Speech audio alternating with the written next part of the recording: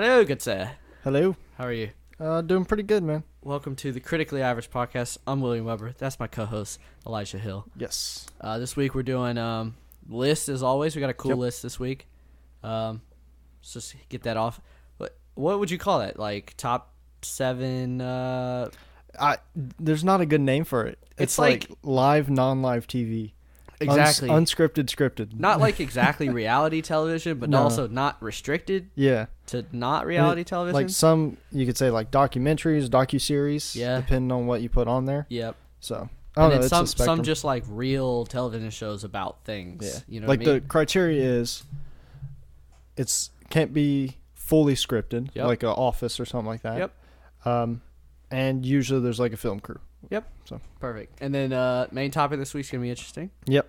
Doing our we came up with a character game. It's like a game of war basically, where you have what's it called? You have characters and I have scenarios or vice versa, and then we pair those up. But this time it's got a little twist. We'll let you in on it later. All right. You can catch us on Stitcher, by the way. We're back on Stitcher. Spotify. YouTube. I'm working on YouTube. YouTube's being a little sus right now, but I'm working on it. It should be good. Always. iTunes, Castos, and on Facebook. Oh. And our Twitter is at Podcast Average. Yes, where you can find the podcast too. Yeah. So I created a new Facebook page. It's got our email in there and all our contact stuff, or you can send me any message straight to our Facebook page, whatever you want to do. But Critically Average, so you just got to look for it. Yep. There's not many critically average things out there. So that's true. Good name. Thanks. Good name. Okay. You want to jump? Well, is there any movie news this week? Well, like some TV spots for the Super Bowl came out. True. That was a really good Avengers trailer. Oh, it was really good. That was a lot better than the first one. That was the best commercial for sure. Definitely. Yeah. Dude, this movie looks dark. Yeah. They're in like an AA meeting basically for getting over the loss of everybody. Loss of everybody, yeah. It's crazy. Is it set exactly 1 year after? There's a time jump in between the two. Really? Not like they go forward in time, but it's like there's time in between, I would say. Definitely. I think they try to go along with what year it is and the current. So I could honestly think like an exact year. I think our predictions are going to be very wrong. Because I said it was just going to be I don't know. This still could be true. I said it was going to be a direct recap. I thought it was going to start right where he gets the last stone. That was my prediction. And I said, I had two. I had a really safe one and a really far out one. And mine it was Tony and Nebula just picking back up where they were on Titan. Yes. That's where it started. And the other one was the end credit scene of Captain Marvel. So that one could still be true. Yep. Last week we talked about Mysterio. Yes. And we both came to the consensus that those are probably his illusions. Yeah. I've since gone back and watched the trailer very closely. I'm not so sure. You're not sure? Because he fights one at one point. Yeah. But it's so does... You think he would make an illusion? So it's like Syndrome from Incredibles. Oh, he invented his own enemy. To defeat it, in front of everybody. I think it's along that lines. I think you're right, too, because there's a thing in the trailer as well where all the kids are sitting around, and they're like, who's this guy? Yeah. Mm-hmm. And Flash is like, well, I like Spider-Man. Yeah. It's a good scene, by the way. Because, what's up, dickwad? Yeah. You're talking to the dude you just praised, but whatever. Yeah. Okay. All right. Cool. So maybe it still is. I'm going to switch my mind, though. I don't think it is. I don't know. I'm ready for it. I'm excited. It's getting closer and closer. It's like April. This is the end of April. Seriously? 26th, I think. You're talking about Endgame? Yeah. Okay. Well, you're talking about Mysterio. Far From Home? Far From Home. Yeah. That's later in the year, right? Yeah. Yeah, we got two Marvel movies pretty close together. We were mapping it out. I think we have 3 weeks of podcasts in between those two. Captain Marvel? Yes. I mean, I could look if it's that big a deal because I have it on my phone. I got you. But I can say an idea I have. Bounce an idea off of you. I was thinking March 10th is when we're recording our. So March 12th is when the episode 4 will go out. For Captain Marvel. Okay. So about 4 weeks. 1, 2, 3, 4, 5 weeks, and then Infinity War. So, okay. 6. 6 weeks. Mm-hmm. It's not too long, though. No. But, I mean, there's also some other movies. Oh, no, 7. I'm sorry. That's Infinity War. Endgame's in the week after that. Tits. Okay, I was wrong. So, there's still a good bit. So, it's the end of March. April 20. Okay. April 26th. Or 5th. So, Captain Marvel's beginning of March, end of April. They usually come out on Thursdays, right? Mm-hmm. Okay, so like March 7th or 8th is when Marvel comes out. That's going to be a fun week because I'm going to have to bunker down and just make it happen because I have exams right during that time. Well, you have something to look forward to. Oh, that's true. Let's just hope I don't think so. I don't have a gen ed. Sometimes you have Saturday exams. It's just the worst. Okay. What was the other thing I was thinking of? Oh, I was thinking I kind of want to record before we go to the movie. Right. So that we get just a quick 10-minute segment of what we're excited for. Expectations and stuff like that. Yeah, and maybe make some bold predictions and then just see how freaking wrong we were when we come out. Yeah. And hopefully nothing will be spoiled before it. Mm-hmm. If there's ever a movie that I just want to go media dark on, this is the one. That's true. Yep. Okay. You want to do a list? Yeah, man. I'm excited for this list. Yep. We did 7, right? Yeah. You did 7 as well? Okay. So I'll start it first. My number 7 is Live PD. Wow. Yeah.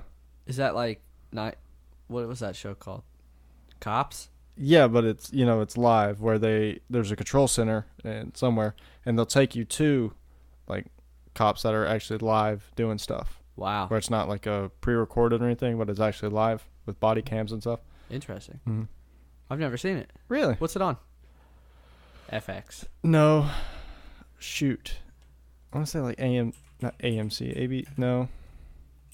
It's on its own channel, but I mean it's on all the time. A&E. A&E. I knew there was an A, but yeah, it's good. Interesting. Mm-hmm. Okay. My number 7 is steeped in childhood. Watching this with my parents, it was one of those every single week things. Uh-huh. It's Man vs. Wild. Bear Grylls is just the coolest guy ever. I never really got into those. Really? Yeah. I hated all the other ones. Oh yeah, it spawned a lot. Survivor Man. Garbage. There's a bunch of other ones. The thing about Survivor Man is it's not a very good show, but it is very impressive because he's all by himself. Uh-huh. So all the shots where he's walking from one point to another, he has to go set up the camera, go back, walk to the camera, pick the camera back up, do it again, forever. You know what I mean? Just for some B-roll. Exactly, just for some B-roll, and whenever he's making fire, he has to get the camera set up. You know what I mean? So basically, all his time is cut in a third. Because he has to prepare. And Man vs. Wild is more of a entertainment show, I would say. Because it's more geared to what's it called? Just doing the thing to try to teach you. Correct me if I'm wrong, but is that where he puts himself in a scenario and has to get him out? Man vs. Wild. In a plane crash? Yeah, he'll just dump himself. I mean, some of them aren't scenarios. He just... Okay, because I've seen some, and I'm pretty sure that was it. Maybe. I could be wrong, but it's he was in a plane crash, and he could only use, parts of the plane or something to survive. I think he does that later, yeah, when it started to get... One of my favorite episodes of Man vs. Wild is he gets dropped into, what I can only explain is, somewhere in Russia that everyone has just forgotten about. Like Chernobyl Like or Chernobyl, something. But less radioactive, you know what I mean? And less creepy. And so he's just in this factory trying to survive in a factory. It's one of the most interesting ones. That is interesting. Because it's you can watch a guy scale a mountain or kill a fish so many times, but put him in a industrial thing. And what he did to get out is he followed a freaking sewer line or a storm drain line, right, all the way back to an actual city. It was pretty interesting. He just it's probably set up, but he popped up in the middle of a Russian city. It was very funny. Yeah, that's my number 7. Cool. My number 6 is Kitchen Nightmares. Ooh, yeah, it's a great show. So, damn it, I don't know. It could fit on there. Yeah. That show's been going on for so long. I know, but it's just so good because, it's always, it's repetitive in nature, different. But it's different every time. It's like, our restaurant's struggling, we don't know what's going on. Exactly. Our food's really good. Ramsey comes, your food's shit. The thing that's repetitive about it is the outcome. It's always like denial, acceptance, fix it, right? Yep. That gets repetitive. But the personalities of the people that run the things are what keep it fresh. Because sometimes they're all gung-ho, like, once they get over their denial stage, and then sometimes they're just total dicks to the guy that's trying to help them. Yeah. And I just love watching Gordon Ramsay. If he's in a full-out, like, kill everyone in sight mode, or if he's in, like, watching his tutorials on YouTube. He's how to cook. He's just a very entertaining guy. Very entertaining. And he's so smart. Mm-hmm. By the way, his Hot Ones is one of the best. Oh, it's fantastic. It's so good. All right, my number 6 is River Monsters. Wow. How dare you? So low. I haven't watched that much River Monsters, let's be fair. Well, I mean, there's like 7 seasons. Exactly. Okay. If you haven't seen it. So low? I got some pretty big bangers up here, dog. We'll see. I'll be the judge. But I'll leave it to you to talk more about that. Yeah. Because I know it's on that there. works. What's your number 5? Number 5 is Storage Wars. Now, you want to talk about entertainment, my man. Oh, God. Yeah, that one's all about entertainment. Because I think I don't believe half that it's so rigged, but... Yeah. But it's still fun. Mm-hmm. It's still fun. And it's all about the personalities. I did research into this, and there was... you remember that guy? Mm-hmm. I don't remember his name.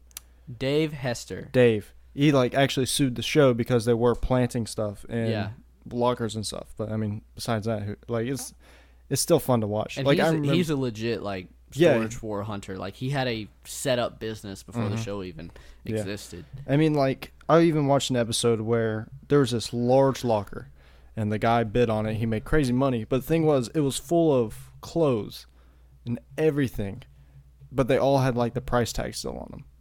So I was like, either those are planted, or those are definitely stolen, and someone just dumped those. Or something.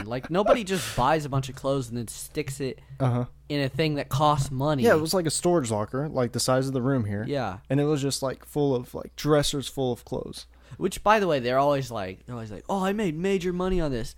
I don't think they get their returns till 6 months later. Mm-mm. Well, they have to sell it. They're just valuing it at what they sell it in their store, because most of them. The old guy is the only one that really gets his return right away, because he'll just take it to some dude and they'll be like, "Can I have this?" And he's like, $600, you can have it. Mm-hmm. So yeah, okay, that's a good show. My number 5 is Planet Earth. Okay, Planet Earth is just a classic. It's also, when it came out, it was one of the craziest shows. You were like, they did what? I remember there was one, they were like, they did Planet Earth and it was a huge success. Right. And now they've made Planet Earth 2 and stuff like that, like Blue Planet and all this kind of stuff. And they put out the behind the scenes. And they were talking about how they stayed in a cave for 32 days recording bats. And I was like, oh my, can you imagine just being in the dark for 32 days to get some footage of some damn bats? All right. Fuck that, dude. Another dude waited 94 days in the Siberian, what's it called, mountains to try to find a Siberian tiger. Right. That's almost extinct, basically. It's just crazy. Yeah. And it was good. Another one where me and my parents would watch it right when it came out. Right. We were watching that. Yep. Cool. My number 4. Yeah. I have Hell's Kitchen. So another Ramsey. We used to watch Hell's Kitchen every single week. That's a good-ass show. Yeah. So the thing I like about it, it's basically the culinary version of Survivor. It is. Very much so. They have challenges. Teams. They switch up the teams. Yep. Challenges for rewards. And then at the end of the night, depending on performance sometimes, someone goes home. Yep. The only really difference is voting people off. Yeah. You send 2 people up there, and then it's Ramsey's decision at the end of the day. Yeah. And Ramsey makes the right decision. Oh, yeah. Did you know at one point Ramsey had 7 hugely successful TV shows and 2 Michelin star restaurants at the exact same time. Yeah, man. It's insane. How do you keep up with that? I don't know. He had like Master Chef. Yep. Hell's Kitchen. Yep. Kitchen Nightmares. Yeah. I mean, he had the F word. Yeah, the F word. He had Hotel Hell. Yup. He's got the new one. Yeah, but these were all at the same time. I can't remember all 7 of them. Right. But I mean, he was doing Master Kitchen Chef Nightmares Junior. in UK and America at one point at the same time. So that's 6. And then the F word. And I'm pretty sure he had another show.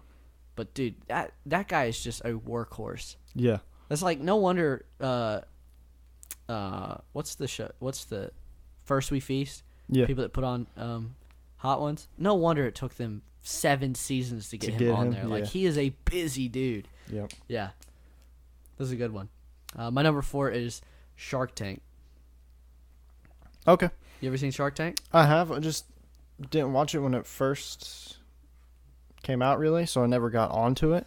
But I've seen some. The greatest thing about Shark Tank is, like, 1, it's endlessly clippable. You know what I mean? Like, you can just put up a clip of Shark Tank, like, some of the greatest pitches. And 2, it's, like, it's real. Like, there's no messing around. Yeah. You know what I mean? Like, those people...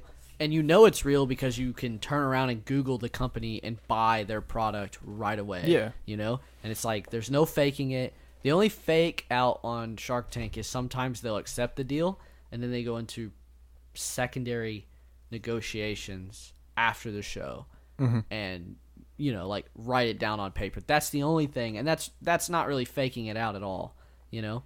It's hard pressed to find a show that's as real as Shark Tank is. Yeah. And if you like business or anything like that, it's a very interesting show. You ever bought a product?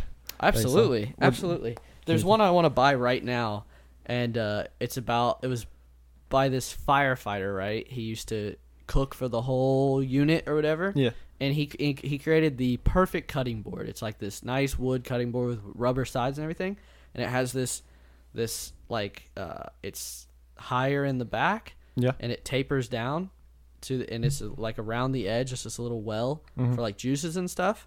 And the biggest thing is on the side. There's this little thing that clips on.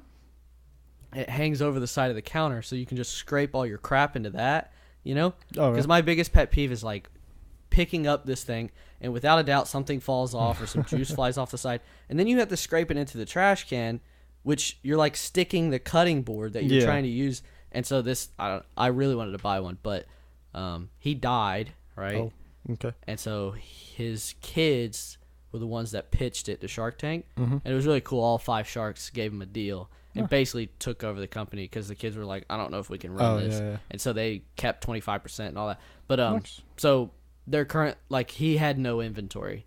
They were literally pitching a patent, basically. Oh, okay. And so they're trying to get the inventory going. So once it comes out, I'll buy that. But yeah, I've bought stuff from Shark Tank. It's pretty cool. Sweet. What number is that? Your 4? That was my 4th, yep. Okay. My number 3 is Survivor. Yes. Yes. And I credit you solely for getting me hooked on that show. Definitely got you on Survivor, without a doubt. Because I don't remember how, but I think we came home one time and you were just watching it. Mm-hmm. And... Well, I realized I got a notification that Hulu had put all the seasons of Survivor on there, and I was like, you've got to be kidding me. Like, that is binge hell for me, dude. I can binge that all day. So, yeah. Yeah. It's so fun. Like, there's only been, like, 2 shows I could ever, like, realistically seeing applying for to be on like that, and that's for sure number 1. What's the other one? Amazing Race. Yeah. The Amazing Race would be fun. The Amazing Race is apparently just, like, stressful as hell. Yeah. Because you're just nonstop traveling on top of being asked to do crazy stuff. Yep. So it's like, traveling itself is stressful, but traveling in a speedy manner. Yeah. Like, you have to get your own damn flights. Foreign countries. Also, fun fact, you lose your passport, you're stuck. Yep. Amazing Race moves on without you, and you're stuck in that country. You have to find your way out. Yeah, dead ass. That's just crazy to me.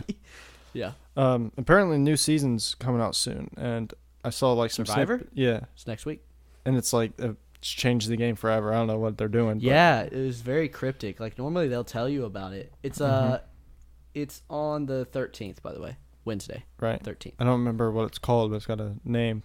I'm curious what that's going to be. For sure. They said it's going to change the game forever. I'm like, okay, I mean, you've done Idols, you've done Legacy Advantages, you've done, Exile Island, Ghost? Redemption Island. Ghost Island was trash, dude. Really? It's bad. I think it had less to do with the idea and more to do with the cast. Like, they just got a bunch of dimwits, and I wasn't a huge fan. The latest season actually had a wrestler on it.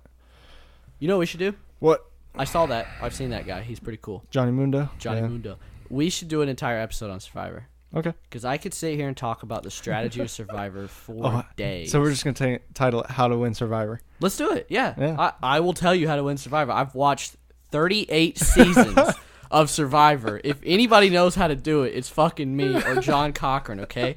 Oh, yeah. There's two people. Or Poverty, but she does it the wrong way.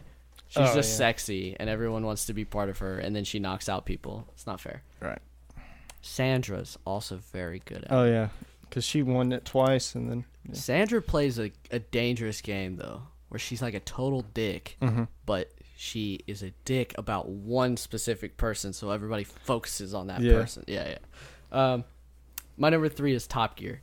Top Gear is... I knew it. By the way, UK Top Gear, fuck you, US, you ruined it. By the way, also, the Grand Tour is just not nearly as good. Top Gear is like one of the longest running shows of all time. Yep. It's just perfect. And it balances perfectly comedy, knowledge, and just fuckery. Like, they just mess around. You know? Great show. Yeah. And if you haven't watched if you like the American version, go watch the British version. Like, just go watch one of the specials in like India or some shit. You will laugh your ass off. Yep. India is one of my favorites. Spoiler alert. They're always giving like $500. And like, seriously, you have to find a moped or something. They show up to India and they're like, we got 3 million rupees. We're set. And what's his name? John Hammond. I forget his first name. Hammond, Richard, goes into the Lamborghini store in India and looks down and it says 57 million rupees, and he's like, oh no. So yeah. Funny. Banters. All right. You ready for my number 2? I am. Which I am very confident is your number 1. There's probably a good chance. If Survivor wasn't my number 1, then there's only one other show that it was I love either this or Top Gear, and I know it's not Top Gear. All right, so my number 2 is Mythbusters. Oh my god, yes, that's my number 1. Okay. I'll let you talk about it. Okay, we'll get to it in a minute. Your my number number 2 is Survivor. We've done that. Okay, all right. What's your number 1? It's River Monsters, man. Okay. I have... Well, this is good. We can both talk about the ones that we set off. I mean, I've watched every episode that I've been... have had access to. Yeah. Like, because there's seasons, like the last 2 seasons or something I haven't seen because I have to buy them to see them. But I've watched all of them several times, over a span of years, of course. But I've always loved fishing. I don't do it a lot, but I do love it. And the fact, like, just learning all these stories about, like, why this fish is a monster, namesake. And it's just like a history lesson in with mythology and everything like that. It's perfectly balanced between, like, real and unreal almost. Exactly. It's like you get like the love and the little, what do you call it, excitement that you get when you hear about like the Loch Ness Monster or something like that. Like, because he hunts it in one episode. He tries to find it. Exactly. And then sometimes it happens and you're like, what? That exists? Now, I will say there's one thing about River Monsters. It will make you never want to swim in a lake or a river ever again. If the brain-eating amoebas hadn't done that for you already. Yeah. Wow. Some of the stuff he pulls up. Now, to be fair, it's in like Bolivia or something. I mean, like anywhere South America. Just stay out of the water. Yeah. Some of them are really bad. Like, I remember one that was like, it was basically like the nut-eating fish. Do you remember that? It would like go for people's... Yeah. Man. Ugh. Yeah. Ugh. And one of my favorite episodes is the bull shark. Oh, yeah. Upriver. What's it called when the Sultan... obituary, that's not it. An estuary. Obituary. That's what Obituary. Yeah. I went to the local bowling alley. Uh-huh. University Lanes. It's like... Oh, okay. a little sus. I've been there. Yeah. Yeah, and I told my boss, I was like, "Yeah, I'm going to University of Lanes tonight." He goes, "Oh, what do you want your obituary to say tomorrow?" I was like, "Damn, that's hilarious." But yeah, that bull shark episode is sick. The fact that they have this little gland, bull sharks have this little gland, and what it does, it stores salination, right, so that they can feed themselves salt and swim like 150 miles upstream. Yeah. So you can get eaten by a bull shark 150 miles away from the ocean. Yep. And when he caught like the giant stingray. Yep. And it took him like 2 hours just to get it off of the ocean floor or the river floor. That dude is a extreme angler. Steak and lobster's back. What's his name? Jeremy Wade. Dude, he's such a cool guy. Oh, he is, man. He knows so like cool. every language. He's literally like the Gordon Ramsay of nature. You know what I mean? Yeah.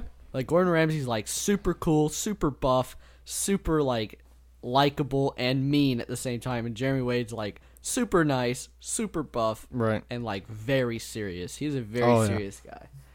All right, Mythbusters. There's without a doubt Mythbusters is up there. I think it has a close running with Survivor as the best cable television shows of all time. Oh, yeah. Because they've run for so long and they've been good. You know? Yeah. Like Survivor has more seasons, but that's because they run 2 every single year. Yeah. So they have 38 seasons, but they've been running for 17. Survivor doesn't necessarily run off material that'll run out, you know, because every season something's different. Where, you know, near the end of Mythbusters, they had to start making up their own stuff. Exactly. You know, because they basically busted every other myth. They pretty much went through the gauntlet. Like, and at the end there, they would do episodes about things, you know, like TV and movies and stuff. And it's like you can only go so far without being like obviously fishing, you know, which I think is also cool because they kind of ended it a good time before it got just dumb, you know. But I mean, there's so many iconic episodes of Mythbusters, and Adam Savage is one of my favorite people ever. Like, I will watch him. His YouTube tested. His YouTube is amazing. If you're a tinkerer or a builder or a prop builder or something like that, go watch Tested because he's just the coolest guy. Yep. And then Jamie is cool. I wouldn't say he's as cool as Adam, but it's just funky how they got their like partnership is so like yin and yang almost. Exactly. They just work so well. And they got two of the strangest opposite ends. They just work so well. And then they were like, okay, let's expand the cast, and they got 3 of the coolest people. You know what I mean? It's like, what are the chances that you get those 3 guys to be, you know? So, and they just, you just say Mythbusters, everybody knows it. You know? There's so many things you've learned. Yeah, I go back to my Mythbusters knowledge quite a bit. You know what I mean? It's a very informative show without making you actually know it's informative. Like, you know? I can't think of off the top of my head right now, but how many times I've been able to like prove a point or something because of something that's happened in exactly. there. I can't remember off the top of my head like what, but well, like I mean, they just do myths about a lot of stuff that you're just like, you know, where people are like, I get what you're saying. It's tough to like pull one out of the water, but I always watch TV. It does make you watch movies and TV very different. Because you'll see people shoot at a gas tank and it doesn't blow up, and you're like, yeah, that shit don't happen. Or you'll see a type of explosion in a movie, and you go, oh, I know what that is. Yeah. That's not an actual explosion that would happen, but that's gas. Oh, yeah. That's a gasoline explosion because they wanted a big fireball. Or that's C4 because it literally just obliterated everything, you know? Yep. So, what's his face uses? Or I know what to do in case of earthquakes or, you know, like disasters. Yeah. Even Great show. Oh, yeah. Something school doesn't teach you. That actually they teach you. Get in the hallway and get in the fetal position, basically. And if the building falls down, you're screwed because your back is the first thing that's exposed. You might make it, but you'll never walk again. Exactly. Your back will be in 7 pieces. Have fun with that one, dog. Yep. All right. That's in an earthquake? Till you get under the desk in an earthquake, right? Yeah, I'm trying to remember. It was something Tornadoes go in the middle. That's what it is. Cover your head. But the thing is, they made us do that. and like they made us do it for like 10 minutes. And there's no tornado coming, so you just got a bunch of people in a sweaty. And it's very uncomfortable. You know, it's you're sitting on hard, concrete cold floor. Disgusting, and normally, like because the middle of they'll the yell school. at you for moving or something. You know, and there's a bunch of people that shouldn't be bent over like that. Bunch of crack dealers at school, man. Crack dealers. We don't actually mean drug dealers, by the way. Yes. Oh, good list. Was good. One day we need to do just reality TV. Oh God, yeah. Oh God is right, but I think it'll be funny. Yeah. Because when or do TV shows like you remember you mentioned last week that are so bad you can't take your eyes off of. Oh, train wrecks. That's a good one. That's a good one. All right, dog. Let's do this. Heck yeah, dude. I'm excited. This one's fun. So let's deliver the twist, would you? All right. So last time, like Will mentioned earlier, I did the people, he did the scenarios. This time we switched. So I came up with the scenarios, but I also came up with the people. Well, I ran it by him, of course. So instead of doing fictional people, we're gonna be doing Will and I. Yes. So we're not gonna have each other the whole time. No. But so I have all these scenarios. Some of them are personal. Yeah. So it's kind of like a learn more about us kind of thing. Exactly. So it should be fun. I'm gonna pop up a random number generator. Okay. With a 1 and a 2, and I'll be 1, you be 2, all right. And we'll just do a U every single time. So whatever the number is, you get it. So I have 22 scenarios. Okay. And I went ahead and random organized them on my phone. Oh. What? Oh, okay. I see. Yeah, so I have them in order because I just so typed you already it all randomly on here. did it. Yeah. Okay. So like this one here is what we're doing 5th and something like that. Gotcha. So. All right. Yep. So you ready? Yes, sir. All right. Deliver me a scenario. You want to do that first or? No, give me a scenario. So our number 1 is most likely to win Hell's Kitchen. Okay, cool. Not influenced by the list at all. Okay, so this is for you. You get 1 or 2. Well, you got a 1. So okay. So you get me, and I get you. Wait. Okay. So I'm farting.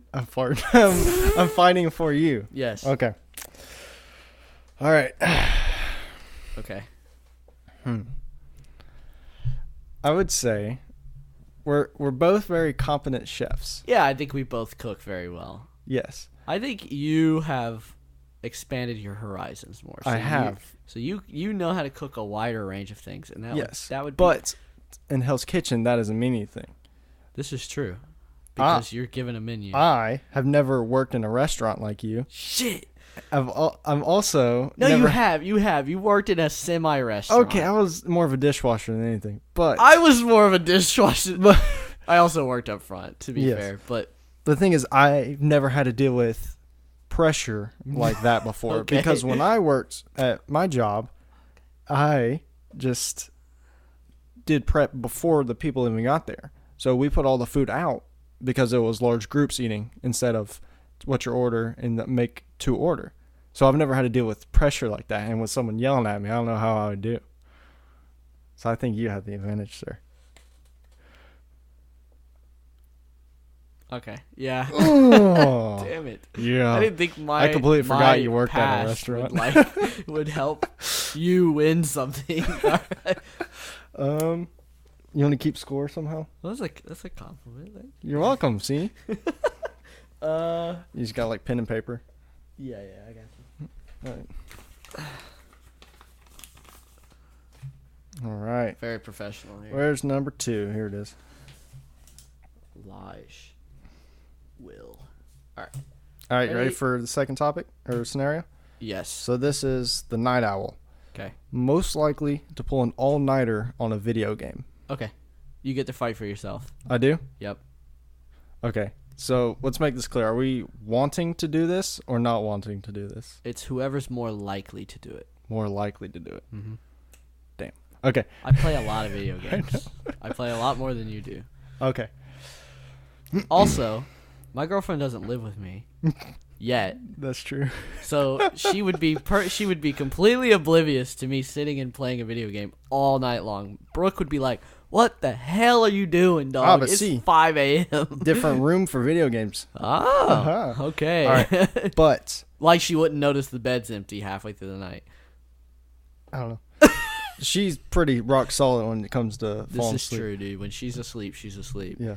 So here's the thing: when I can function on less sleep and get through the day. No, like, cause look, you're shaking your head at me. Nah. You gotta listen. Nah, dog.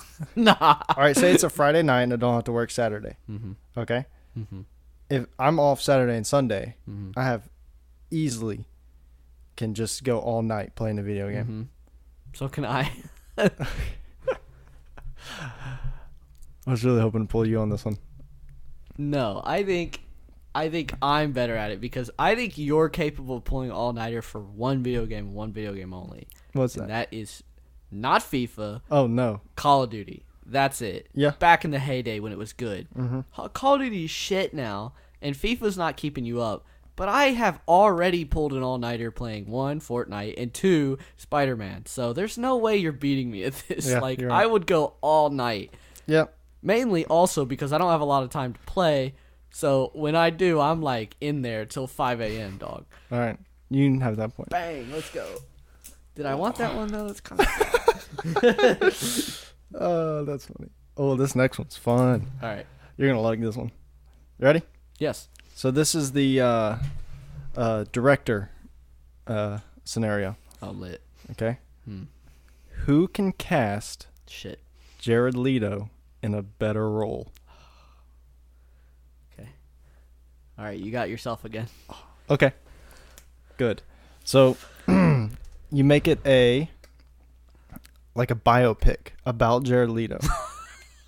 about his days coming up as the singer for 30 Seconds to Mars, right? And then the process of him getting cast as Suicide Squad into a redemption angle where people can stand him again. So a biopic turned into... I like that idea because Jared Leto is very full of himself. But, one, nobody plays themselves in a biopic. Two, Jared Leto... No, that's not true. Jared Leto is all about the process, right? Like the process. So what is like the most like you have to get into? I think you cast Jared Leto as a woman in something, so that he has to become a woman. Like I wouldn't put it past him, like him getting a sex change for a fucking movie, dude. I think if you give him something so far out there. That he like has to like become the thing that I think he would be in on that. So saying off what you said about him being so over top, it's you get to play yourself to a full extent. Yeah. You get to make the own soundtrack to your own movie. You can be anyone you want to be, basically. Like if you want people to. Good reference. I had no idea he was the lead singer of 30 Seconds. Oh yes. Was he really? Yeah, he still is, but. Because they put out music. No, they didn't, like last year or something like that. No way. I think it was after Suicide Squad. But and I think he's been so tarnished. He wants to be back in good favor of all moviegoers. Yeah, you got me with that one. That was good. That was good. God, where did you pull that out of? Like, I don't remember. Just Jared Leto. By the way, I have a bold statement after this. Okay. Like, not an unpopular. I don't want to say unpopular opinion because I don't understand what other people say. Okay. Like think, but I have an opinion that I want to state. All right, give it to me. All right, next one is the liver scenario. Who's more likely to donate a liver? No, least likely to handle their alcohol. This is getting personal. I told you there's some personal ones in here. All right.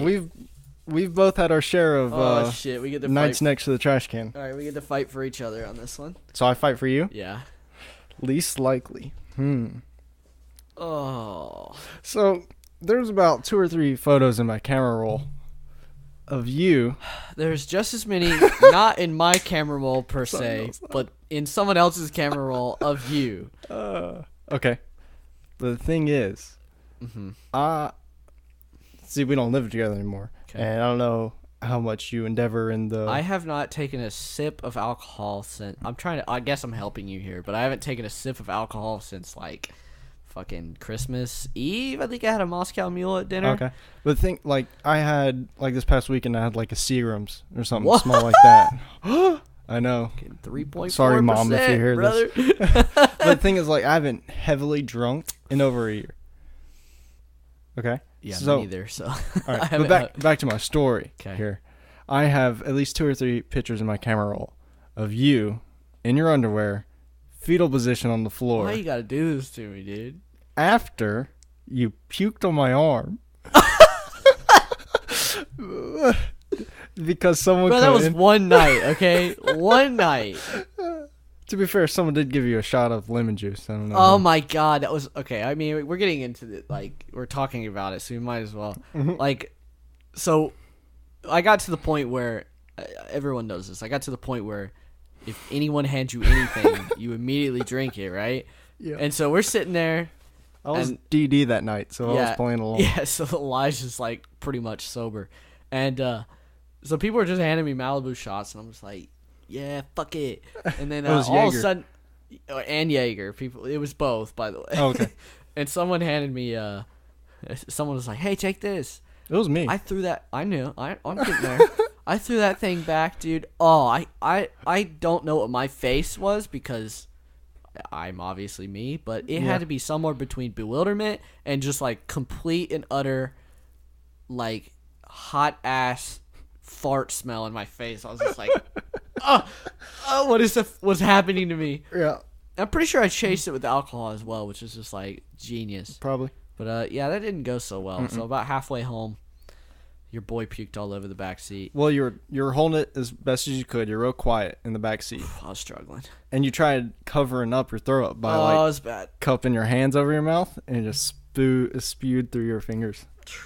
And I'm driving and I just feel something hit my elbow. Sorry. The next day I had to, in my hungover state, had to go clean out the car. Yeah. Well, that's okay. So enough of me. Yeah. Let's talk about you. You have the same problem, except you threw up not once, but twice. You threw up before the ball dropped. Yes. On New Year's Day. I threw up at like 3 a.m. You threw up at literally before the ball even dropped. Like, you went so hard, and you're just like, ball. And then the next day, driving home, you did it again. And I wish this was about to do it because I could make a joke about you cuddling with a grandma. But it's not. So let me tell you why. Hope he doesn't listen. Because we were playing beer pong, right? Okay. And Brooke was my partner. And you kept drinking for her. Because she can't stand the taste of beer. Okay. So I had to do that. And she was like, I'll play, but instead of beer, I want to use... She wanted to use Fireball instead of beer in the cups. I have the winning argument. I'm more likely to cut it off because I've had a worse experience. Okay. I didn't finish my story, sir. I didn't. So basically... Sorry, that popped up and I didn't want to lose it. So we filled up half our cups with beer and half with Fireball. And whoever went across... Wait, you mean like separate cups, right? Yeah, like, because, it's... I'm just picturing 10, Fireball and beer in one cup. Yeah, because it sounds like college cups, hell. Right? It's 10 cups. Yeah. And like 5 were beer, 5 were alcohol. Okay. And someone made it in the beer when it was her turn. She drunk it, and she like was getting sick because of it. And so I was like, it was 2 on 1, and then they just kept making them, and I was doing all these like 8s of Fireball or whatever. That's awful. That's why I throw them. I think I would be less likely now because I've had a worse experience. Yep. I think you would plow. I've learned pace. To take it easy. Pace. It's all about pace. If you drink too much too fast, kids, if you drink too much too fast, it's a bad deal. Yep. Just take it easy. All right. Also, don't drink beer. What is it? Beer before liquor, never sicker? Yeah, just don't mix beer and liquor, actually. Yeah. I don't think there's any way to do it that it doesn't mess you up. Mm-hmm. If you have an ulcer, don't drink at all. Like you. It's the worst. All right. Give yourself a point for that one. Oh, lit. Okay. All right. Next one. This is round 5. It is most likely to win Survivor. I win. Oh, hold on. Oh. Fuck. Okay. All right. Okay. You've watched you in words. Listen. On this podcast said, if there's anyone that knows how to win Survivor, it's me. And I drew him, if you could tell from his reaction. You've watched it more than me. I'm not even going to fight this. Okay, cool. I'm so confident in my own Survivor abilities. If I don't get fucking blindsided or voted out by some idiots just because they need someone to vote out, like, I have a very good chance of making it at least to the merge. And then once you get to the merge, it's all about ability in challenges and ability to stay on the numbers. That's pretty much it. Right. All right. Pretty easy one. Thanks. I appreciate that. All right. You ready for this next one? I'm ready. So this one is literally a coin toss. Okay. Who would get dusted by Thanos? So, Jeesh. So literally flip a coin. All right. So who gets who? Who gets who? All right. So do your random. We're fighting for each other, like ourselves. So you want to stay alive in this? Yes. Okay. Okay. Are you heads or tails? Heads. Hey Siri. Flip a coin. It's heads this time. Boom! You got dusted. Fuck. Easy. 4-2. Nice. What a rant. Well, because it's every 50%. It's literally just like. I mean, we could both get dusted technically. Both or none. If it said it fell in a gutter, have you ever heard that? Siri does a thing where sometimes it goes, "Oops, it fell in a gutter." I don't know. That's funny. Yeah. All right. So this one didn't get randomly generated. These are all the same almost. Most likely to win the Amazing Race. Okay, we're fighting for ourselves. Okay. All right. So I have a great sense of direction. You can go first. Oh, it was new. I have a great sense of direction. That is true.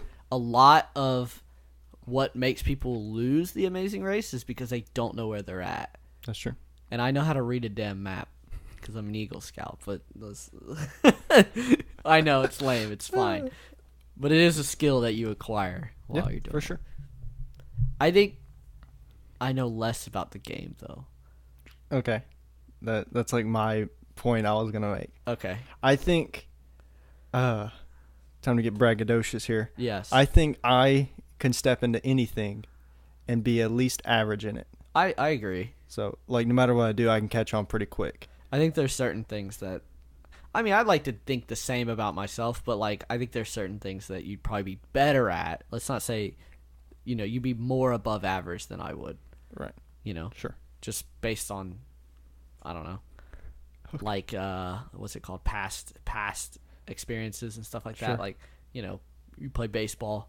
I played one sport, so you play baseball and all that kind of stuff.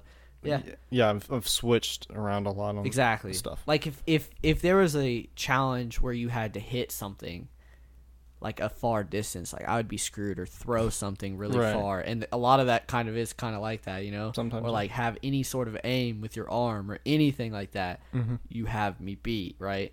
And then there's like certain things that I'd be good at, and this is like, yeah. All right. So I think we're split on that part because that's the thing about Survivor is knowing the ins and outs and Race? Intricacies of Survivor is very important if you want to win. Like a lot of people, what? Amazing Race? No, I'm talking about Survivor. Okay. If a lot of people can stumble into a win in Survivor because they figure it out halfway through. Yeah. But like I feel like the Amazing Race is a lot less about knowledge of the game and more just general knowledge. Right. Okay. Of things, which I think gives me a leg up. Okay, so you're saying you have the intellectual advantage. No, I think I know generally more general things just on top of, like, I don't know. Okay. I think I just consume more general knowledge shit than you do. That's probably true, to be honest with you. I watch, Stuff You Should Know, the podcast, and I just listen to podcasts all day long. Right. About random shit. And a big part about the Amazing Race we haven't mentioned is teamwork. Oh, shit. Not a huge team player over here. Yes, exactly. Where, like, say, for instance, if we went on, you went with Megan and I went with Brooke. Okay. No, you sounded like something came to your mind. Nope. I'm good. Probably a smart idea. Yeah. See, I think because back when I was a kid, I used to have a hot temper. Yes. But playing on more serious teams and stuff, I've learned how to just take a back seat at sometimes, especially with stress that the Amazing Race will bring. What is one of the most important things about the Amazing Race? Having like the independence. I would say, oh, you mean like when you split off and do things Having independently? to get somewhere on your own, booking stuff on your own. I think Megan and Brooke would both be good at that. I think decisiveness is very important. Mm-hmm. You have to decide and stick with it. Yeah. Because if you bounce around, you're going to lose without a doubt. Mm-hmm. And I think without a doubt, I'm basically giving this to you. Brooke is 10 times more decisive than Megan ever will be. She is so. We would get to like a challenge thing, and she'd be like, and I'd be like, which one do you think you'd be better at? She's, and we'd sit like there the for 15 crossroads? minutes, or she'd like. Another thing that Megan does is she always questions my knowledge of where we're going and how to get there, and that would just be a plague on the Amazing Race because you just have to be so confident in what You just have to you're doing. go with it. Yeah. Exactly, because if you hesitate, it's just like someone's gonna pass you. Sweet. So, I think if the scenario is you and Brooke and me and Megan, I think you have a better chance. Okay. Because it always is teams, to be fair. Yeah. And Now, you if we were mainly- together- you mainly do it with your. Oh, if we were together, game over. Yeah. All right. We'd be a great Amazing Race pair. We should Yeah. apply. Shit, Honestly. sounds like an idea. Mm-hmm. All right. All right. Number 8. All right. So this one, we don't have to do the thing.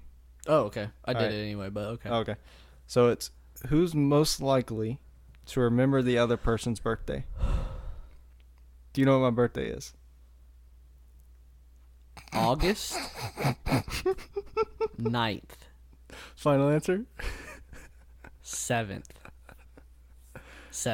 Final answer. Final answer? Okay. What's my birthday? June 26th. Point each. Did I get you right? Yeah, well, the second time, yeah. It's the 7th. I'm sorry. If I didn't say final I have answer. another friend with the birthday the 9th, and I switch it up between you two all the damn time. Okay. Drives me nuts. So, But I got it. We'll split the point on that. I got it. Okay, cool. All right. But hold on. The challenge was who is more likely, and you spit out mine like that, and I had to bounce. Oh. Elijah wins. You just talked yourself out of a point. I know. You're welcome. You're welcome. All right, number 9. Okay. Are you going to do the random? Oh, yep. Okay, stay the same. Okay. Most likely to solve a murder. So, are we fighting for ourselves? No. Oh, fighting for each other? Mm-hmm. Sweet. Would you like to go first? No. Okay. So, you, sir, are a man of science and fact. Right? Are you not a man of science and fact? I think I'm more willing to go off hunches or like a quick idea sort of thing. Yeah. Okay? I would agree. Where you will sit there and analyze every single inch of a crime scene, for instance. Mm-hmm. Like, I would say, have you ever seen the show Monk? Mm-hmm. You're more Monk and I'm more Psych. Okay. They're both very good detectives. And they're both similar in the way that they function. Mm-hmm. But sometimes Psych stumbles upon, right? Yeah.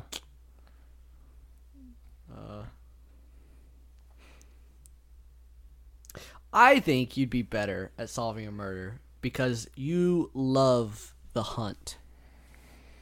You have even, in your past job, have even set I was up gonna mention that. murder mysteries and heists and everything. You love solving a mystery, or you love setting it up for someone else to solve. Which, Like puzzles. if anything, the best people at solving murders are the murderers themselves. This is why they call criminals out to help them, right? I don't know if that actually happens, but in TV. On TV they do. Yeah. No, they do sometimes. They'll call they won't bring them out of prison, but they'll hit up a criminal and be like, "Hey, like, what would you do in this situation?" And if the criminal complies and they get help, but normally Right. they don't. What's it called? But I think because you're more enthralled with the idea of mysteries and solving things, that you would be more willing to make it happen. Do you not think from the pure excitement of getting to do it for real, it would cloud my judgment at times? Like I can sit, Fuck, that's a good argument, dog. Jesus. I can sit there and accuse 3 people and be wrong. Yeah, and I also don't want to fight against myself because I think I'd be very good at this. All right. God, I really hate not fighting for myself. It's tough. We can go back to doing it. Your argument. No, it's fun. Okay. It makes it interesting. Yeah. Anything else? No. All right. Whew. I will say it is a little bit of advantage already knowing what the scenarios are going to be. This is true. But with It's all throwing the who we fighting for, you know. Yeah, true. Okay. What we get Ourselves. Okay, so you basically got a point here. Most likely to hit a curb with your car. Wow. Oh, wow. Okay, so this one's fishing for a story. Yeah. I told you it's somewhere personal. All right. Did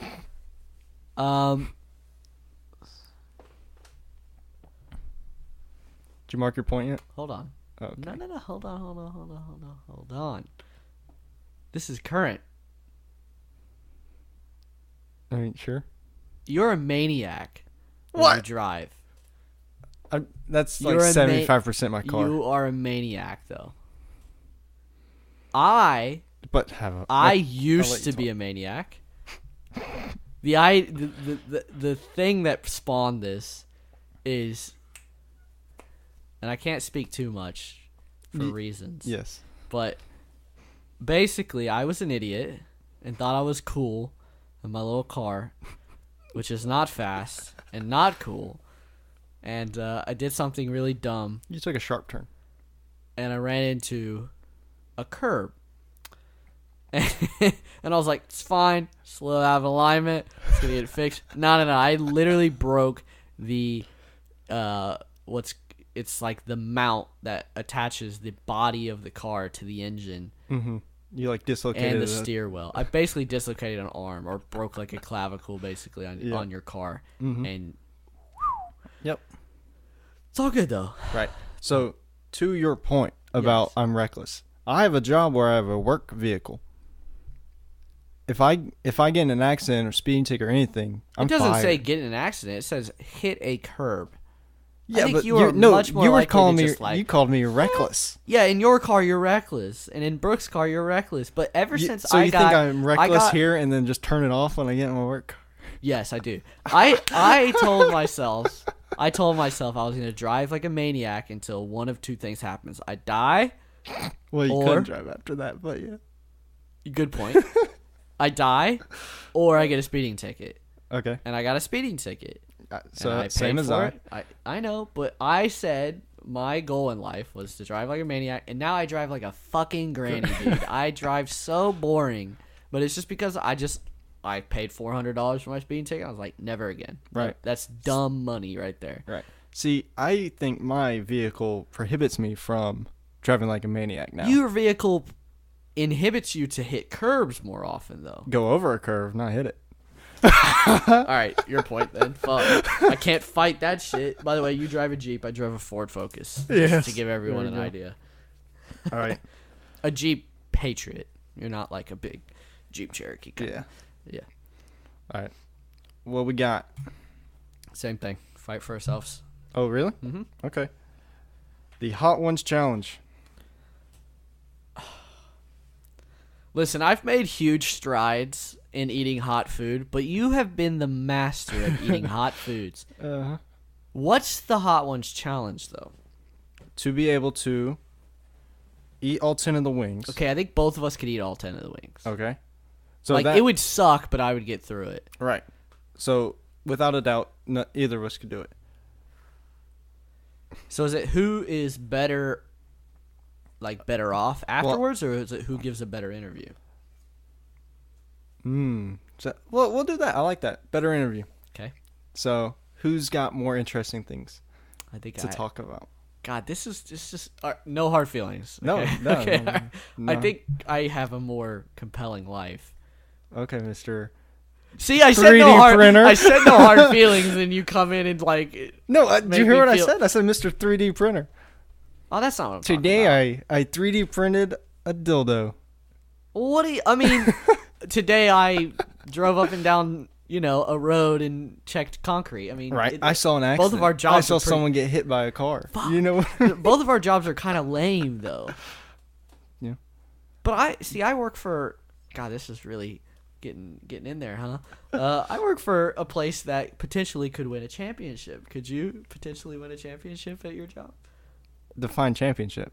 Charlotte was voted the hardest working city in the United States. This is great. I fucking love this. Is so dumb. Because I know we have a billboard right outside our office. We have a award for something.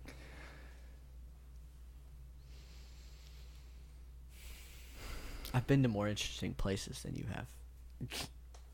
Yeah. What's that one place called? Yosemite? Well, I've been to Maine. I've been to California. Oh, did you get your I've been lobster? to Arizona. Did you get heat stroke? I've been to the Niagara Falls. I've been to Key West and the Florida Keys, the Outer Banks. All right. Mr. White Privilege. Damn it, dog. I told you no hard feelings, No, dude. I'm kidding. Take the point. Why do we have to make that one about the The what? That's okay. Interview. I'll get this one right here. By the way, if it was about eating the wings, fucking you all day long. Oh yeah, I just wanted to make it more interesting. Who could eat? Who could like eat every single piece of meat? But it was a little boring. I think we could both make it through. Yeah, we didn't both make it through. It would because we originally wanted to try it. Make our own. I would love to. It's just really expensive. Oh yeah, all those bottles are. The bomb, the hot sauce is $27, and it's shit. Yeah. And then what's it called goes on sale and gets sold out immediately. The Last Dab and their middle Los sauce. Calientes. Los Calientes, and the other one. Yeah. Fire Chipotle. And then the other sauces, they're just So. All right, who we fighting for? We'll get to it one day. One. So that is you fight for me. So easy point. Damn it. Okay. Most likely to break a collarbone. Okay. At this point, my collarbone is steel. It's solid. Okay. As a rock. In my 21 years of life, I've never broken a bone. Okay, you know what? Made of milk. I'm gonna make myself sound like a total loser right now. Who does more physical activity, and what's it called? Like more likely an activity to break a collarbone? Because I do nothing but go to work, study, and play video games. That's all I do. Take out studying. That's what I do. Fuck. So we're both lame. Dude, I can't fit in my work pants anymore. Like, I have to leave them unbuttoned now. I'm getting tubby. Me too, dude. We gotta go back to playing soccer. We used to play soccer every single Sunday. They shut down our fucking league. Yeah. Well, the that's building. probably safe. The building. What? That was probably a good idea. But yeah, there might have been asbestos, or the ceiling might have fell in on us. One of the two. Yeah. So basically, Will's broken his collarbone twice. I have. In our indoor soccer league we played in. So this point goes to you. You're welcome. But yes. Let me tell the story of what happened. So first off, we play indoor soccer, right? So Yep. the first time when I'm playing goalie, and if you look at me, I don't look like a goalie. But in indoor, I can be a very good goalie because the goal's very small. Yeah. And it's more about reaction time than it is being big, Like in real soccer, you got to be tall and long. Mm-hmm. And so I went down to block a ball, and the guy kicked me right in the collarbone, and he hairline fractured it like right through. Like it was a clean break, right? Mm-hmm. And I went back when my doctor said that I could go back. First off, I just want to make that clear because everybody and their mother likes to tell me I went back too soon, and I didn't really give a shit. But I went back, and some big dude came through the back of my shoulder, and it broke there. It refractured it to like a hairline, and I was falling down, and I couldn't do anything. Right. Your natural reaction is catch yourself with your dominant hand, and I went down, and when I did, my collarbone basically turned into a mountain, and it is still like that to this day. Yep. And I look fucked up. One shoulder drops about 3 inches further than the other, yep. and my collarbone my shoulder blade sits flat on my ribs now. Ooh. So every once in a while, my cartilage back there will like die away, and it'll go because it's scraping on the back of my ribs. Fun fact. All right, you win that one. Yeah. Don't break your collarbone, kids. It sucks. By the way, it's the second most painful bone you can break in your entire body. I'm sure bake as well. Followed by your femur? No, what is this thing? Is that not your femur? I think that's your femur. We're talking about your leg, thigh-ish area. Your thigh bone. Femur. Oh, this next one's probably my favorite, by the way. Yes. Also, the femur is the second. The clavicle is the number one most dangerous bone to break, and your femurs are second because they're both sit next to arteries. Because if you break your clavicle inwards, you can puncture your carotid and kill yourself. Yeah. Mine's outward. All right, what's the next scenario? And we're fighting for ourselves. Okay. That's perfect then. Good. I was going to say we should just fight for ourselves in this one. It's very simple and vague, but... I like simple and vague. Who is the better debater? Okay. I think we both are very good We debaters. love a debate. Yes, we do. This is half the reason we started a podcast. That's true. There's been times and when we lived together, one of us would spark a debate for the fun of it. And not like a mean debate. It's like, is water wet? Is Oreo a sandwich? And we would go on and on and on. Yeah. Stuff like that. So I think I missed a calling and I should have been a lawyer. Like, honestly, I think you're too honest, but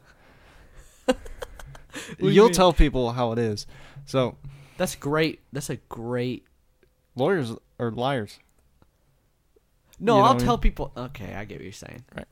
So back in middle school, in my science class, we had sort of like this debate thing going on where it was like a waste removal project where we all got ideas of how to properly contain some substance or something that could cause natural disasters, right? Yes. So I had this one, right, where I did so much research and so much like preparation for it, where I got the panel of people that asked me questions stumped, where the teacher had to step in and say, all right, y'all obviously can't think of anything, so we'll move on to the next person. Nice. Okay?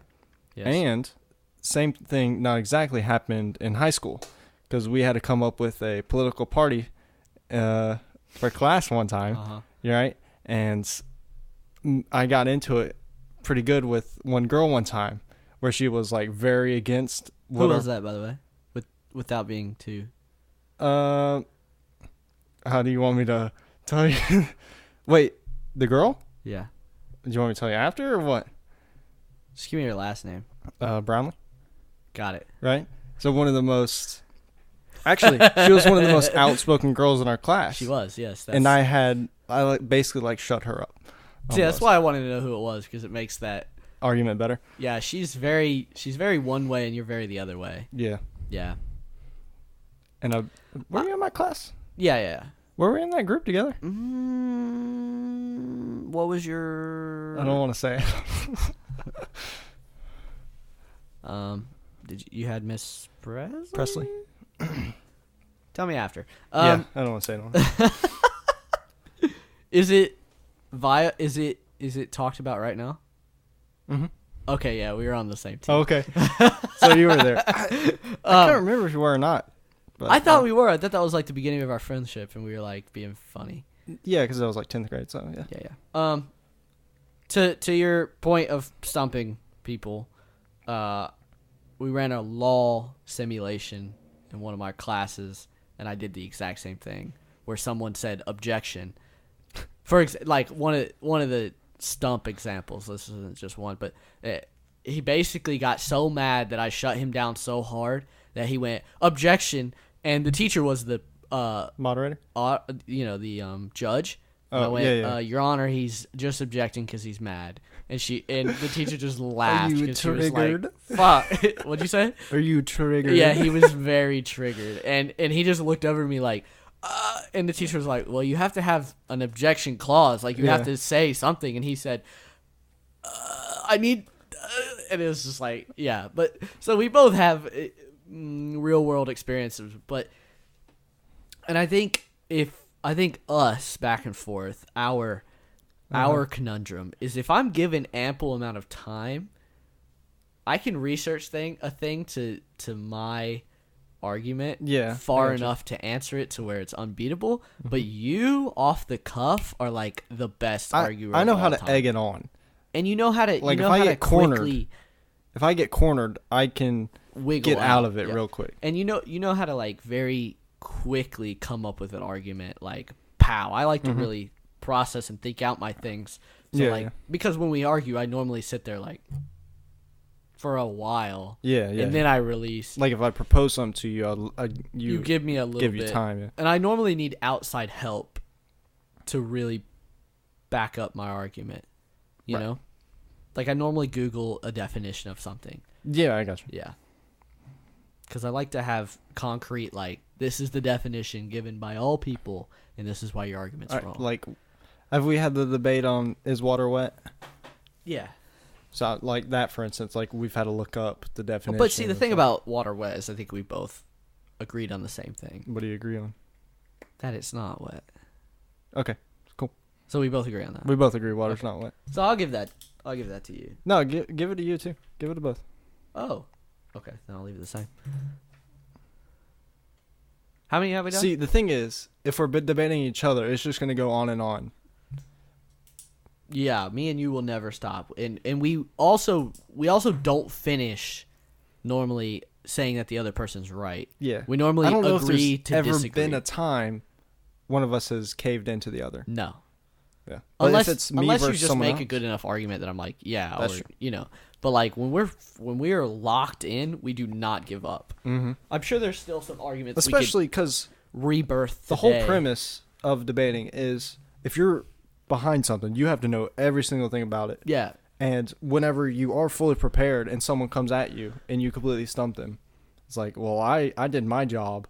And I'm going to expose you for not fully doing yours. And if you don't have the knowledge, then you should have never proposed or said that you were ready to argue in the first place. Yep. Indeed. That was fun. We've even like set up an argument and then be like, we'll come back to this tomorrow. We're gonna get back to this tomorrow. I need to do some research. Yeah, there has been times. That's good. Yeah. Ready for the next one? Absolutely. All right. So this is the Shark Tank scenario. Okay. Who is most likely to be to sell $1 million invention? See, I literally this isn't because I knew this was on here. I had something happen this morning. I woke up with a splinter right here on my thumb. Okay. We'll just fight for ourselves because I already started. Yes. All right. Oh, look at that! The number generator agrees. Numbers all right. So I had a splinter in my thumb this morning, right? Yes. And it's on a very weird spot. Okay. And have you, sir, ever had to put a Band-Aid on your finger? Yes. Yes? You know how, terrible that is? Mm-hmm. Because you can't just wrap it around if it's up on your top of your thumb. Yes. Because then it just doesn't even touch your cut or then you get that weird, cone that sticks out and it's all sticky and gross. Or you'll have to do one around and then one over top. Yes. You know what I mean? So I was like, there needs to be a finger Band-Aid. There is a finger Band-Aid. Well, I didn't know that. But the thing is, I didn't know that, but I still, it needs to come down and it has to look like a T when it's unfolded. That's exactly. For where it goes over and then folds around. That's exactly what they look like.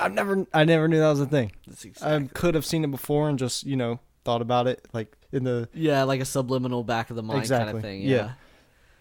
So, I can think of a fix to a scenario like that. So I'm studying to be an engineer, right? Yes. But I am not the entrepreneurial inventor type. That's just not how I function. I'm very good at finding problems with other people's shit and then developing upon that. Okay. Do you know what I'm saying? Mm-hmm. So I think this should go to you, and I don't even feel like fighting for myself because you've actually, we won't really talk about it, but you've actually invented something that if we had the means to take it to its heights, I feel like really could have hit. Is it the trick stick? Yes, I really think it could have hit a market and been successful and probably made $1 million. Literally, when I just snapped at you, that's what I thought of. Because it was so like, without getting into it, it solved a problem that some people had. That the only answer to that problem was either 1, completely adapting your playstyle, or 2, buying a $200 controller. Yep. So it's like the invention you came up with could have easily been produced for $5 and sold for $10. Yeah. And Double. Millions of kids would have bought that to fix that problem. Basically, it was kind of like a Game Freak. Is it what they're called? Yeah, if you know what that is, it just extends it your goes over controller up to give you more aim. Yeah, but the thing is, there's a sort of a stick, basically, that stuck off to the side, angled up, like you could adjust the angle to it, right over the A, B, X, Y, buttons. Square, the buttons, and where you could still hit the buttons and move the right stick at the same time, basically, without having to go back and forth. And it was for one specific thing, but trick shots. Okay. Yeah, I think you got that one. Cool. All right, we'll do 5 more. Okay. That's fine. All right, then I'll just pick some better ones then. Lit. All right. Wait, hold on. 1, 2, 3.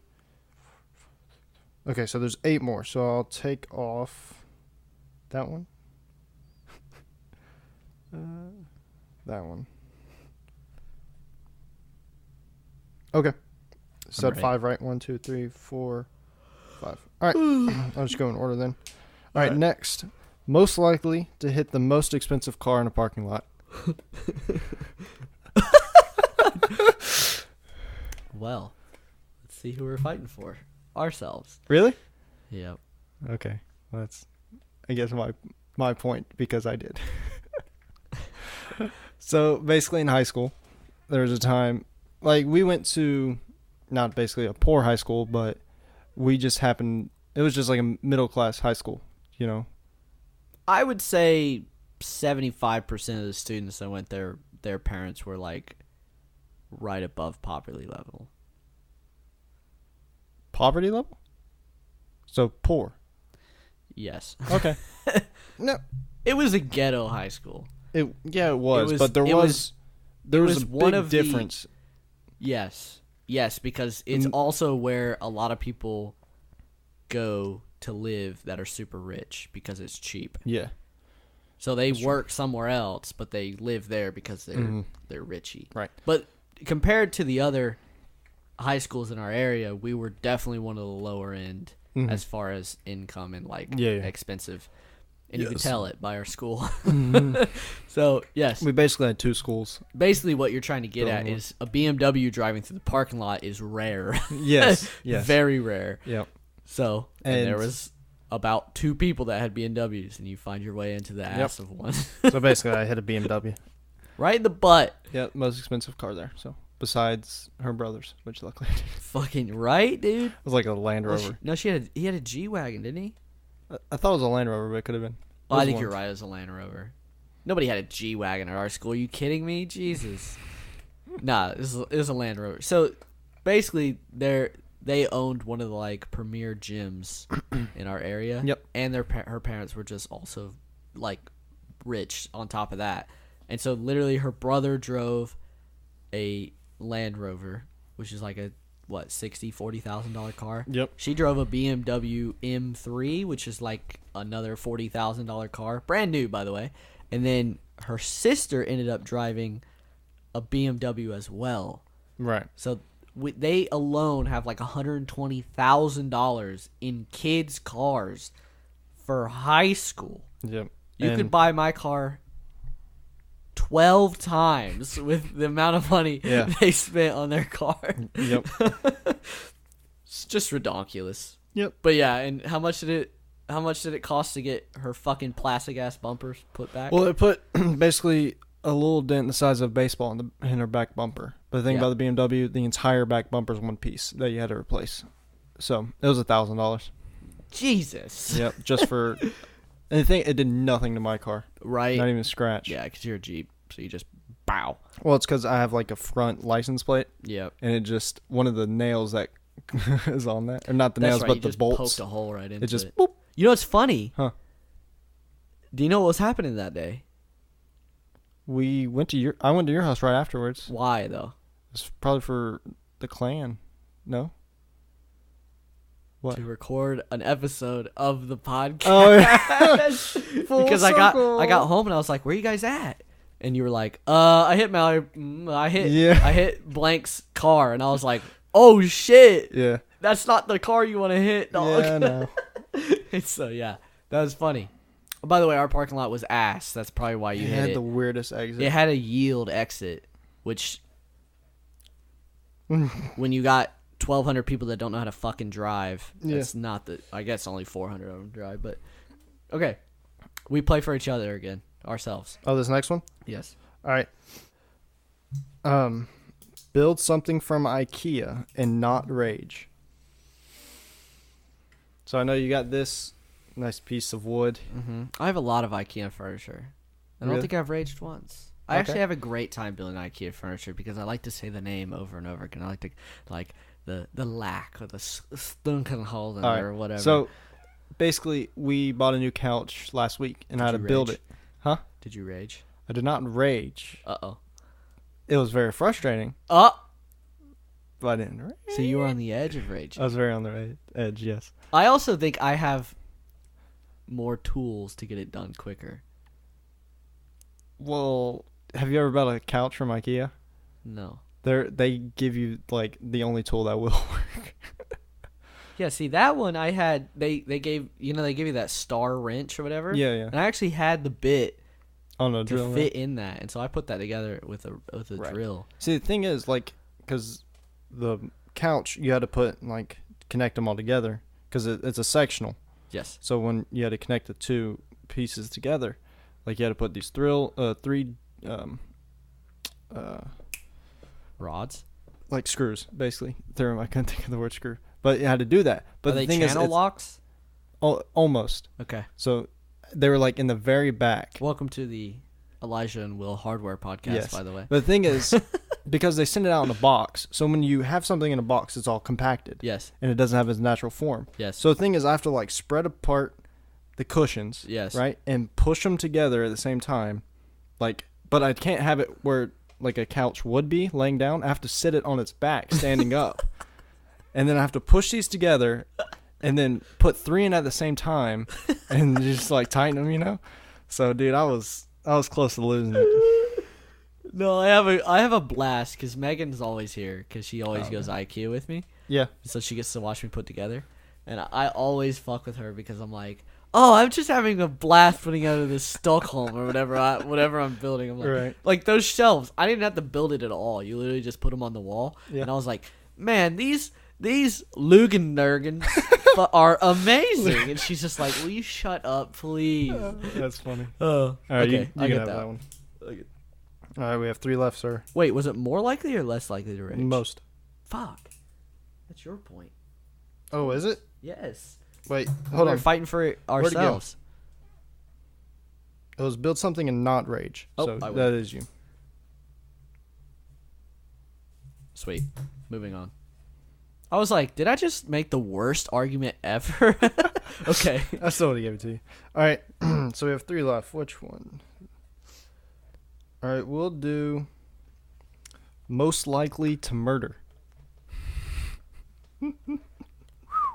Okay, we're fighting for ourselves. All right. Let's hope we don't implicate Oh, ourselves in anything. Most likely to murder. This is a tough one, dog. I was really hoping we would not have to fight for each other. Wait, we're fighting for ourselves. That's what you said, right? Yes. Okay. Wait. So we want to? I guess it's most Why would I likely to wanna murder. This This is a tough one. It is a tough one. How about we agree we're both great people and we'd never murder anybody? I can just pick another one. Okay. Really went out on a limb there, that one, didn't you? Yeah, I did. Because it went with most likely to solve a murder, most likely to murder. I got it. So, all right. So we'll do most likely to escape Shawshank. Fighting for the opposite. Opposite. Okay.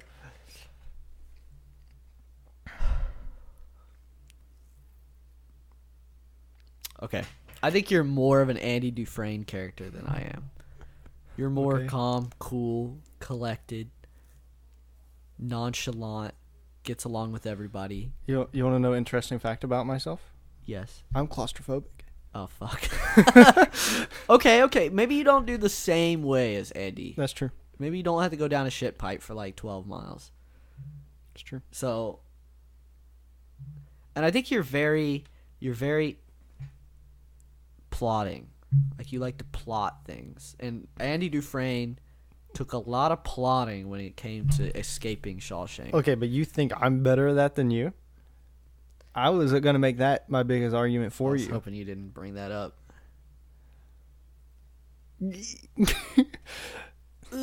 See, you're like a plans master. Yeah. Like, you're very good at setting up plans. But who would be more likely to execute that plan? I still think you, because I'm trying to think. Because I'm taller, you know, where it's hard for me to maneuver around, and I'm not necessarily very quiet when I walk, even when I try to be. Yeah. Like if I'm going through the house at night or something. Yeah. For the life of me, cannot like be silent. I'm not very claustrophobic either.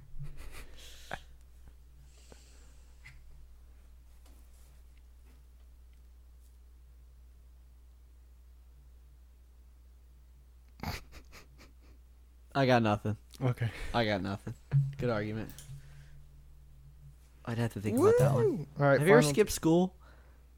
Not like escaped? Yeah, we did together. You mean after the Renaissance Festival? No. There was something going on that day, and we still had, like, we were in one class for, like, all day until fourth period or something. And then we're like, let's just leave. And we did. It was like me, you, and Cameron. Yeah. It was math. We skipped class. Okay. Math. This doesn't make that argument any better because we did it together. Yeah. Well. All right. Next one. Most likely to turn to the dark side. Okay, we're fighting for the other. Really? Yep. Okay. All right. I think you like power. You go first. I think you like power. You like being the most powerful one in the room. Like you like to be the one that not in a bad way, but like you like to be the one that controls things. Like you like to be in charge, right? Like if you're running it, like if we're doing a game, you like to be like the guy doing the thing, or game master. You know, or for example at work, right? Mm-hmm. You like to be the head dog, right? We both kind of have that quality where we work hard to get to the top, right? Yes. But I think you like to be up there better, and the dark side is all about power. It's people just have the drive and the will to like be the most powerful person. I think you would get there before I did. All right.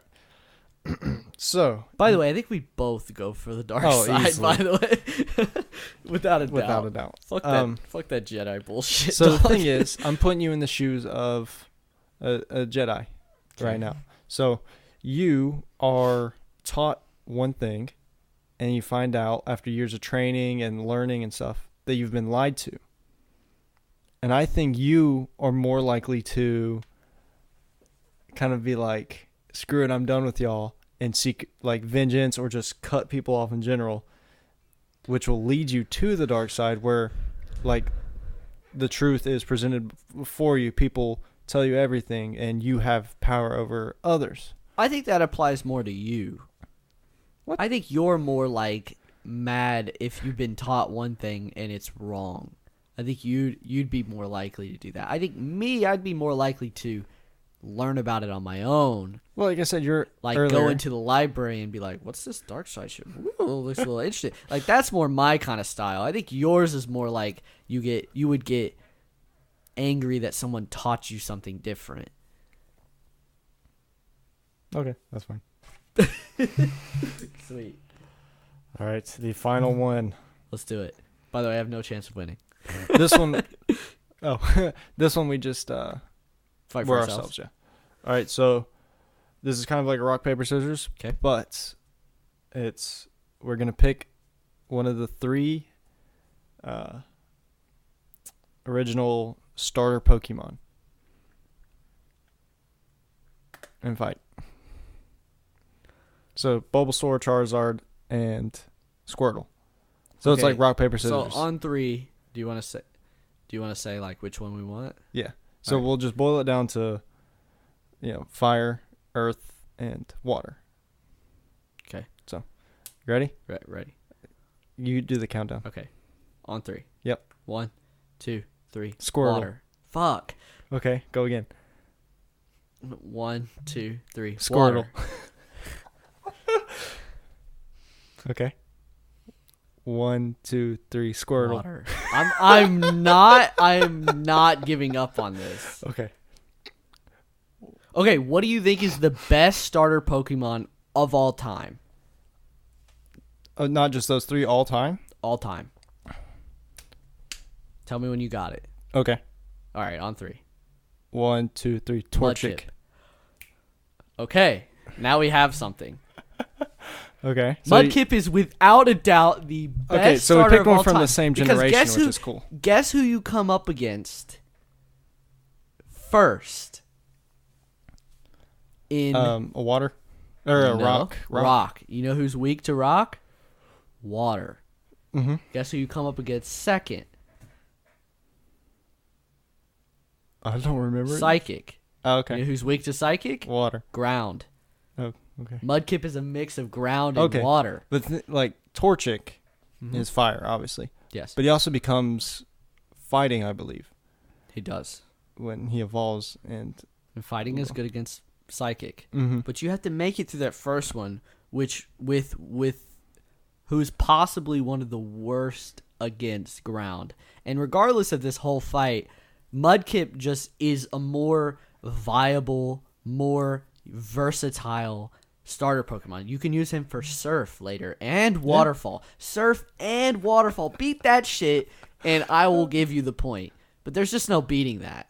I don't know. But you can't fly with Torchic. You can't do... The only thing you can do with Torchic is slash, with about every other Pokemon in the world can do. And I think that's literally it. Yeah, I don't know. Cut, I think it is. Cut. Probably. You can do cut. Cut trees and stuff. Which... No, keep going. Which Mudkip can do as well, because cut is a universal, like pretty much every Pokemon in the world can do. You can't fly with him, you can't teleport with him, you can't do nothing. He's useless. That's cool. We picked 2 from the same.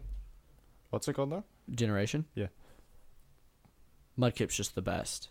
He's literally up there in like top 3 Pokemon of all time. His baby? No, I mean obviously. Oh, okay. You get to the end. Right.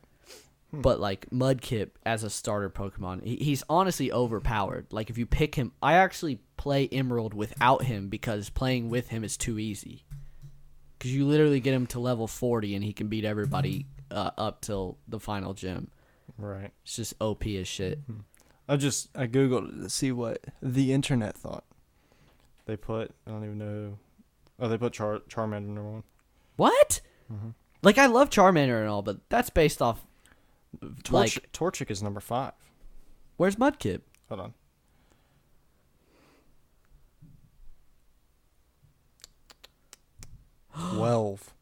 What? Right, Get out of here with that. Mudkip. Contributor to the most popular Pokemon meme of all time, for better or worse. My opinion on Mudkip has softened over the years. As first, I've found it to be off-putting, considering that Trico and Torchic are so slick and cute.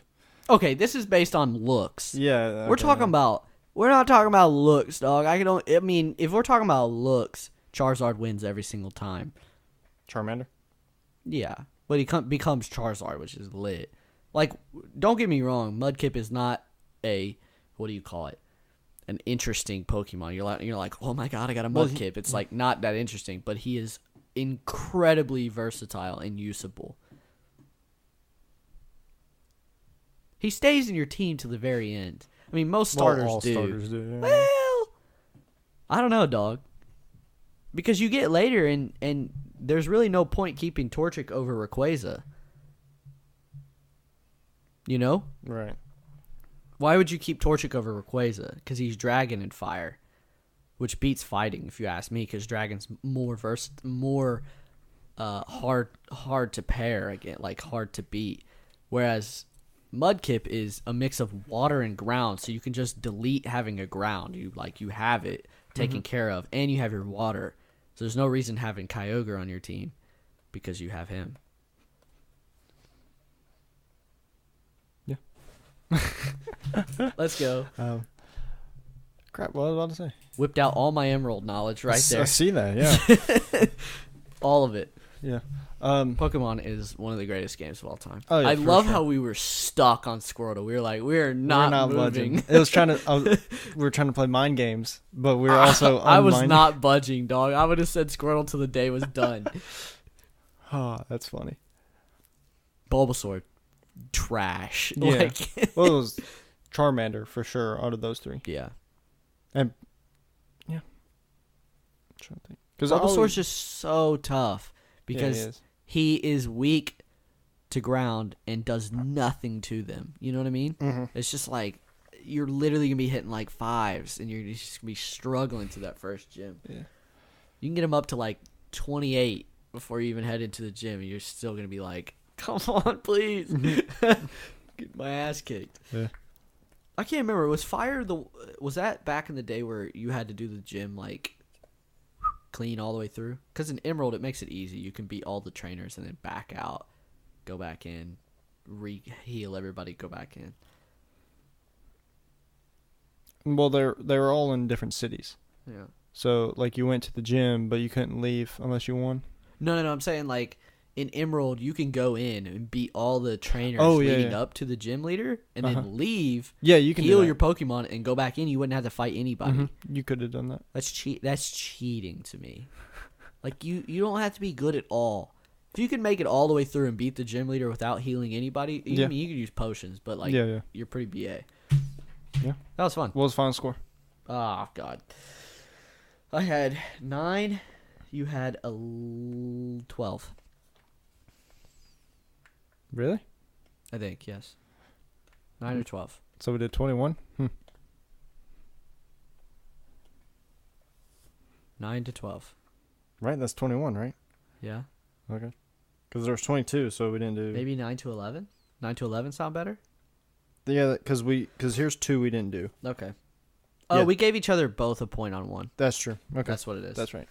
Or 2 of them, or more, maybe. All right. That was fun. You got to learn a little bit about us. Yep. And hear what an average conversation like with us is like sometimes. A lot of the time, yeah. Or back when we lived together. See, that Pokemon one is a perfect example of when I have research done. Yeah. Like, I can just deliver a... Because I didn't come into this thinking that's where it was going to turn or something. Exactly. You know? And if I thought about it more, I probably would have chose... Yeah, you put out Torchic, I was like... I would have chose Charmander, for sure. Which you probably still would have beat me if we fought. So it depends what the argument's about.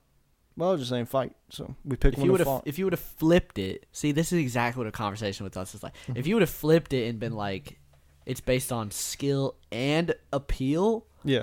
Then I would have probably been screwed because Mudkip has no appeal whatsoever. He's just good. Because when you were talking, I was looking it up. And like all these rankings are based on like looks. Yeah. No. Which, who cares? Like, who's the most useful starter?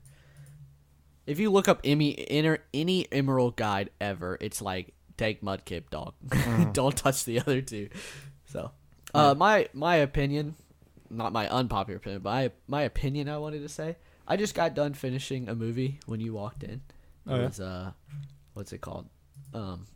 Whiplash. That's the first time I've watched that, which is a shame. Like, I heard it's so good, but I just never watched it. Damien Chazelle is one of the best directors of all time. And he's very young. And I was like, normally when you find a director that you like, they like have made a bunch of good movies and then they just make like a few piles of shit. Let me tell you what Damien Chazelle has made. By the way, he's been awarded for best director already. He is 34 years old. Wow. Damien Chazelle has made... Are you ready? Yeah. La La Land. that was nominated for Best Picture. 10 Cloverfield Lane, he wrote the screenplay. It wasn't director. It was still a good movie. Great movie. Whiplash, nominated and I'm pretty sure won a bunch of Oscars. What else? He also made First Man, which is one of my favorites. Oh, so it's biased. Gotcha. And that's it. That's all he's done. Oh, it's pretty good. Pretty good track record so far. So, yeah, I like him a lot. That's good. And if you like the way his movies So, was that a sleeper or unpopular opinion? Just a sleeper, I guess? I mean... Or just a PSA? Opinion. Just an opinion. Maybe we should make a PSA section. Yeah. That Super Bowl sucked, huh? Yeah. I won some money on it because of some Super Bowl squares at Hendrick. Like, you had to get the numbers right. Mm-hmm. And it was 0-0 in the first half, and I was like, lit. They had to miss a field goal and punt with 2 minutes left to make that happen. And I was like, yes. So, it was pretty intense. That's funny. They punted on the 46-yard line. Like, for some reason. Whoa, because their kicker missed the one right before. 30, yeah, I know. He missed like a 36. But it's the Super Bowl. Just give your kicker a chance, right? Yeah. I don't care. I Right. won some money on it. So, there's this new movie on Netflix. It's directed by the guy that did Nightcrawler. Oh. And Jake Gyllenhaal's actually in it. Oh. And the other lady that was in Nightcrawler. The other main character, the news. Yeah, gotcha. It's called Velvet Buzzsaw. I've never felt this way about a movie, but I want to see it so bad, but I am terrified to watch it. Like, I showed it to Brooke. She's like, I want to see it. I'm like, I do too, but honestly, I might have nightmares. It's not like a straight out horror movie, but it's got nightmarish elements to it. Dude, it is creepy. I would check watching the trailer, and if you want to watch it, I would watch it. Megan might like it because Brooke wants to watch it really bad. I was like, I'll watch it in broad daylight with the windows open. Wow. Wow, Natalia Dyer's in that. Uh-huh. She's the one that she's in Stranger Things. She's the sister. Oh, okay. Yeah. I'm gonna check that out. It looks really bright and cheery, which is weird. Like all the well, it's about I'll tell you what it's about real quick. It's about Jake Gyllenhaal's an art critic, right? And so they're all in this art collection. Okay. All these guys, and they're selling art, critiquing art, buying art, stuff like that. And this girl comes across some art that some old guy made, and he died. And so he didn't have any family or anything, so they just took his art after he died.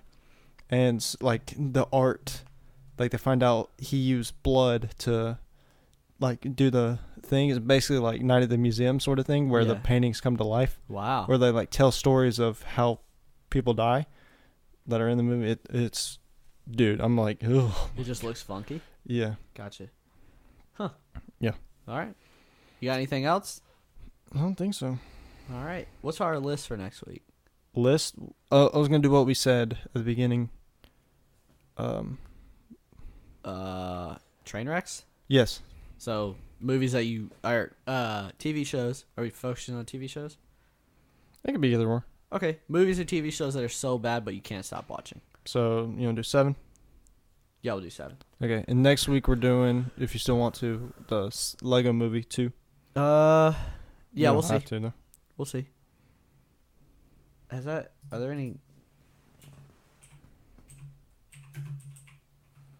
any ratings out on that yet? Oh, 92% on Rotten Tomatoes. Yeah, we should probably go see that. Huh? Do you want to go see it together? I was planning on it, yeah. Okay. When do you want to? We might be the only adults there. That's or fine. Without kids. Okay. We'll figure it out. Yeah. All right, cool. Yep. All right, brother. All right. Peace. Check us out on Facebook and Twitter. Everywhere else, yes. And everywhere else. Adios. Bye.